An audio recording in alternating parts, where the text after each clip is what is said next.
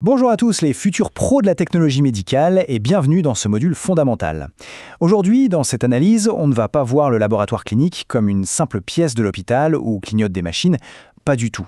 C'est carrément le socle, la fondation absolue de la médecine moderne. Chaque tube à essai, chaque lame, chaque petite analyse que vous allez manipuler porte en soi un pouvoir immense, celui de dicter le bon traitement et concrètement de changer le cours d'une vie. Allez, on plonge direct dans le vif du sujet. Au programme, on va d'abord parler de l'avenir avec la pathologie moléculaire, puis on enchaînera sur les enjeux du professionnalisme, les protocoles de sécurité, la gestion des spécimens, comment éviter les pépins avec la prévention des erreurs, pour finir sur l'importance de la rigueur morale. Première étape, et pas des moindres, l'avenir de notre métier, c'est-à-dire la pathologie moléculaire. Pour bien comprendre cette révolution, imaginez la médecine d'avant. C'était un peu basé sur des essais-erreurs. C'est comme si on utilisait un vieux passe-partout rudimentaire sur une maladie en croisant les doigts pour que ça force la porte de la guérison. La pathologie moléculaire moderne, elle, change tout. Elle va fouiller directement dans l'ADN ou l'ARN pour identifier la serrure exacte de la tumeur ou de l'infection. Et ensuite, on utilise une thérapie ciblée. C'est une clé unique, fabriquée sur mesure pour s'adapter parfaitement à cette serrure spécifique. C'est littéralement le passage à une médecine ultra personnalisée. Vous voyez ce processus complexe à l'écran ? De l'extraction minutieuse de l'ADN jusqu'à la bioinformatique. Bon, ça a l'air compliqué comme ça, mais il faut absolument garder en tête que maîtriser ces composants à l'échelle moléculaire, c'est pas juste pour la beauté de la science. C'est une série d'étapes techniques qui améliorent directement et de manière mesurable les chances de survie des patients. Et s'il y a un chiffre à retenir, c'est celui-ci, 75%. C'est énorme, non ? La pathologie moléculaire génère aujourd'hui 75% des données qui vont dicter toutes les décisions médicales suivantes. Ça prouve l'immense pouvoir du labo. Sans les données ultra fiables qui sortent de vos machines, les médecins navigueraient totalement à l'aveugle. Ce qui nous amène logiquement à la deuxième section, le professionnalisme et les enjeux vitaux de tout ça. On a souvent cette image d'Épinal du médecin qui, après un simple examen physique, détient toutes les réponses. Mais en réalité, l'examen clinique, ce n'est qu'une présomption. Le médecin formule une hypothèse, très éclairée certes, mais une hypothèse quand même. C'est l'équipe du labo, c'est-à-dire vous, qui confirme formellement le diagnostic. Que ce soit en cultivant une bactérie ou en détectant des anticorps, c'est vous qui dictez le médicament qui va réellement soigner la personne. Et les manuels ne mâchent pas leurs mots là-dessus. Écoutez bien, des rapports de laboratoire peu fiables peuvent conduire à de mauvais diagnostics et par conséquent à des maladies inutiles et à la mort. Ça donne des frissons, n'est-ce pas ? Un manque de sérieux au labo, ce n'est pas juste une petite faute de frappe sans conséquence. Une erreur de votre part entraîne des souffrances ou pire, un décès qui aurait carrément pu être évité. C'est une sacrée responsabilité éthique. Section 3. Pour assumer cette responsabilité, il faut des protocoles de sécurité stricts. Et ça, c'est non négociable. Le laboratoire, c'est un endroit où se concentrent d'énormes risques biologiques. Prenez un geste qui a l'air anodin, comme vider une seringue. Si vous le faites trop vite et que vous créez un aérosol infectieux, non seulement vous vous mettez en danger, mais vous risquez aussi de diffuser une infection grave en dehors du labo.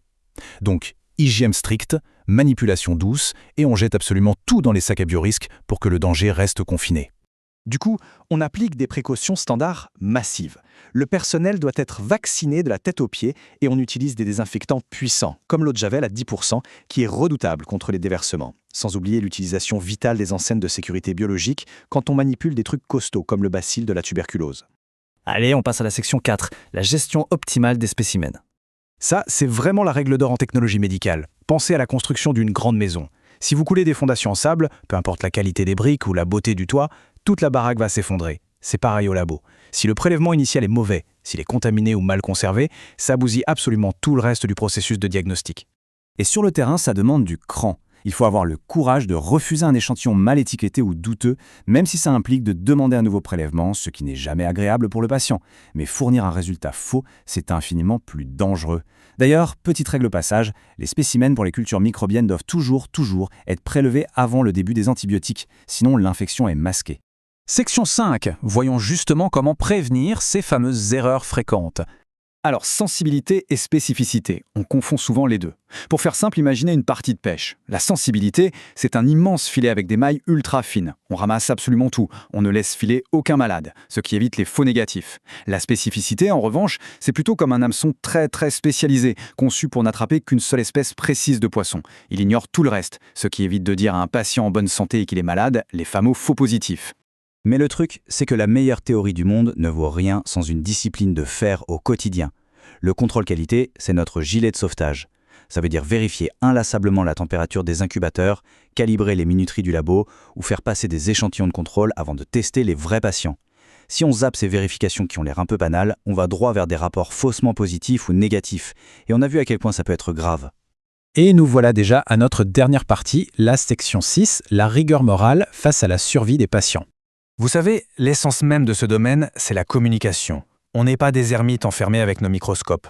La médecine de laboratoire, ça repose sur un esprit d'équipe incroyable et un dialogue constant entre les cliniciens dans les étages et vous, le personnel du labo. C'est cette alliance qui permet d'offrir le meilleur diagnostic possible.